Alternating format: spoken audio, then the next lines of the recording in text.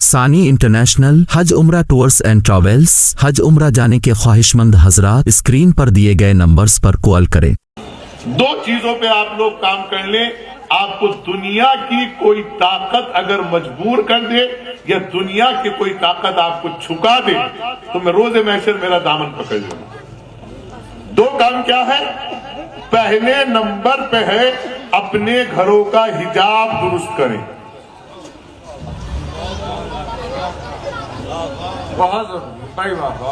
کیا درست کریں؟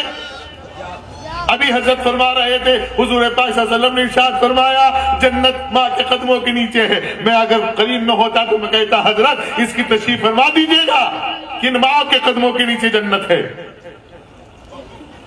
اس ماں کے قدم کے نیچے جنت اللہ نے رکھی ہے جو بچوں کے باپ کی مرضی کے خلاف گھر سے باہر قدم نہ نکالتی۔ بے شک بے شک، کیا بات ہے، واہ واہ واہ واہ۔ ابھی منگل بازار بھرتا ہے، دیکھیے گا ماشاءاللہ جتنے سکون سے بازاری کرتی ہے، اگر اتنے سکون سے 2 رکعت نماز پڑھ کے اللہ کی بارگاہ میں دعا فرما لیں تو شاید اللہ ان کی اولاد کو اور ان کے شوہر کو اتنا رزق دے دے کہ وہ بہتر سے بہتر لباس پھر لا کے دے دے۔ واہ واہ واہ واہ واہ۔ کیونکہ یہ واقعہ ملتا ہے۔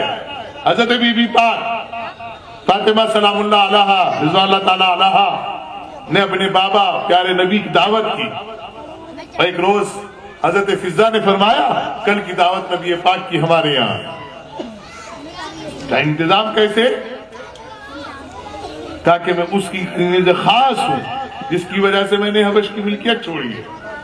2 رکعت نماز پڑھی اور کہا پروردگارا آج میں نے تیرے پیارے حبیب کی دعوت کی ہے اور میری نفس و جان اور نیت سے آپ واقف ہیں۔ ابھی مصلی سے نہیں اٹھی ہے کہ جنت سے دسترخوان سج گیا ہے۔ کتنے افسوس کا مقام ہے، جائے یہ میسج پہنچا ہے میرا پوری امت کو، کتنا افسوس اور کتنا گھنونا مذاق اسلام کے ساتھ ہو رہا ہے کہ ہمارے گھر کی مستورات مخبری کر رہی ہیں۔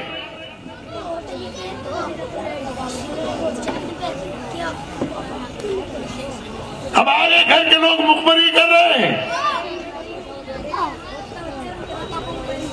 اگر آپ ایک دوسرے کی مخبری کر رہے ہیں تو معاف کیجئے گا، آپ اپنے آپ کو محفوظ نہ سمجھیے گا۔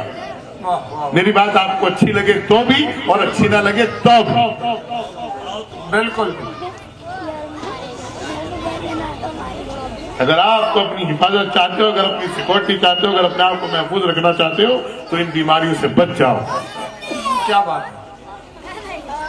اور پڑھنے والے بچوں سے گزارش کروں گا کہ وہ تانا نہ کیا کریں کہ ہم غریب تھے، ہم اس لیے نہیں پڑھ پائے، جھوٹ بولتے ہیں وہ۔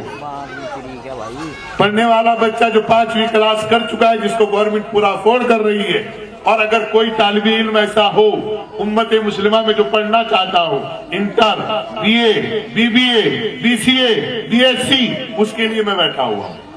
واہ واہ واہ واہ۔ لیکن شرط ہے مجھے پڑھنے والا چاہیے، کان کاٹنے والا نہیں، انسٹاگرام پہ ریل بنانے والا نہیں، فیس بک پہ مذاق اڑانے والا نہیں۔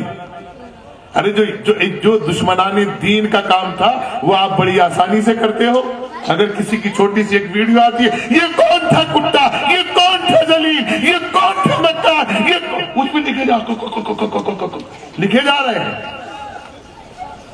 اس سے دشمن خوش ہو رہے ہیں کہ یہ تو آپس میں ایک دوسرے کو کتا ذلیل کہہ رہے ہیں، یہ تو آپس میں ایک دوسرے کو کافر و مشرک و ظالم کہہ رہے ہیں۔ ان میں آپس میں کچھ کرنے کی ضرورت نہیں۔ جو آپ کے پاس ویڈیو آ رہی پہلے سوچو سمجھو وہ بیان کسی کا ریکارڈ تو نہیں ہے، اور اگر آپ اس پہ کچھ نہیں کر سکتے تو ایک جملہ لکھا کریں، اللہ اگر یہ صحیح ہے جو تقریر کر رہا ہے اور صحیح تقریر ہے تو اللہ یہ حدیث اور قرآن کی مخالفت میں جا رہی ہے، اللہ اس کو ہدایت فرما، اور اگر یہ قرآن اور حدیث کی روح میں صحیح ہے تو اللہ ہماری ہدایت فرما۔ ایک ویڈیو آتی ہے اسے سب ایک دوسرے کے بعد وائرل کر دیتے ہیں۔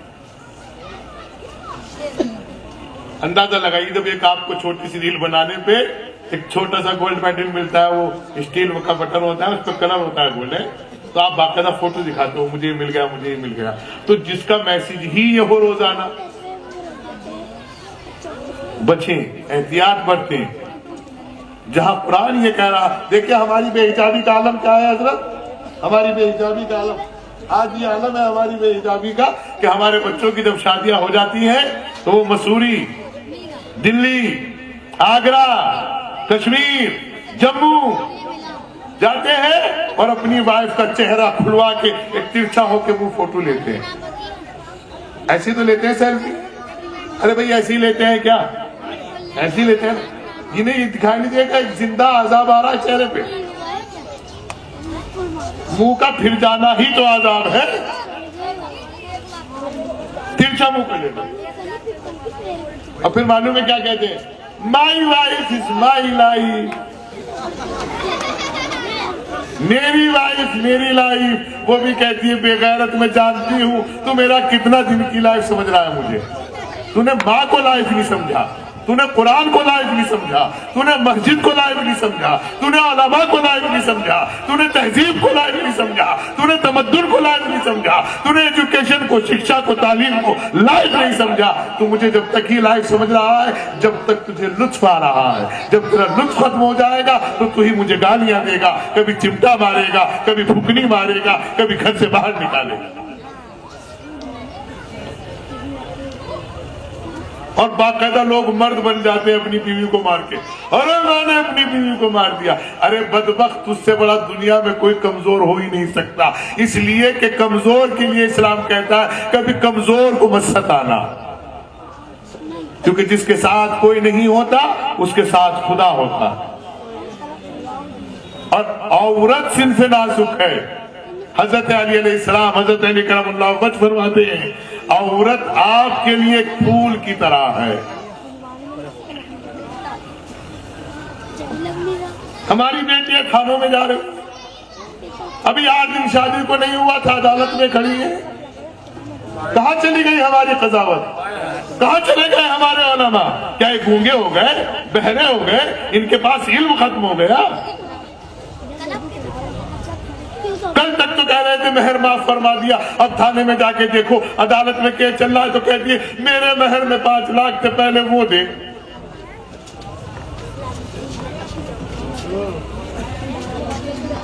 کیا وجہ ہے کہ 40 30 28 32 سال میں ہماری بیٹیاں رخصت ہوتی ہیں؟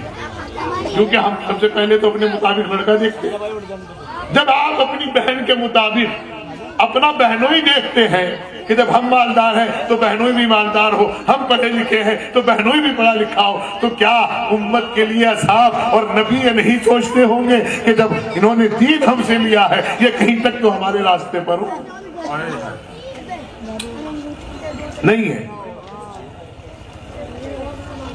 معاف کیجیے گا، میری باتیں اگر بری لگ رہی ہیں تو میں خدا کا شکر ادا کروں گا، اور اچھی لگ رہی ہے تو کوشش کروں گا کہ بری لگے.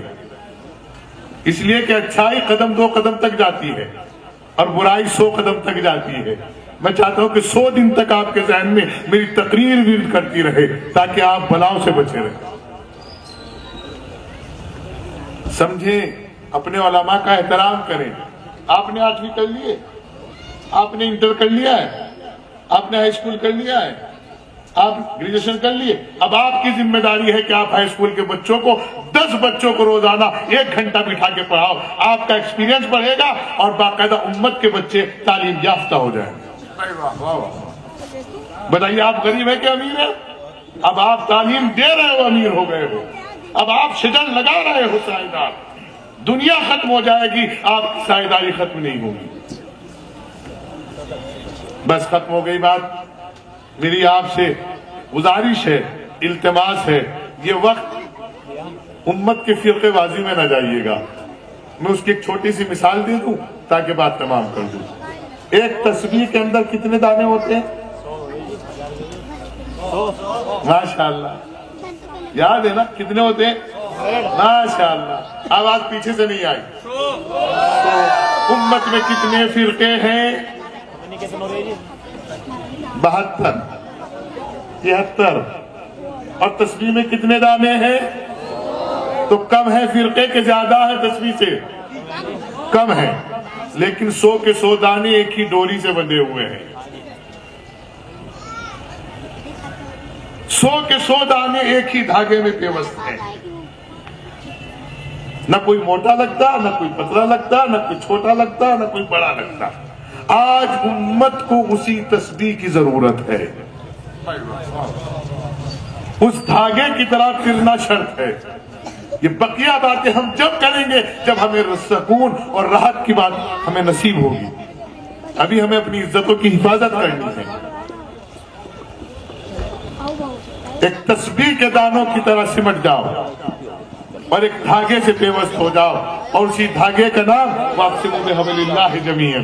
कुरान ने इशारा किया है कि तुम दीन की रस्सी को मजबूती से पकड़े रखो, आप दानों को ना पकड़ो, तस्बीह को जो रस्सी होती है ना उसको मजबूती से पकड़े रखो।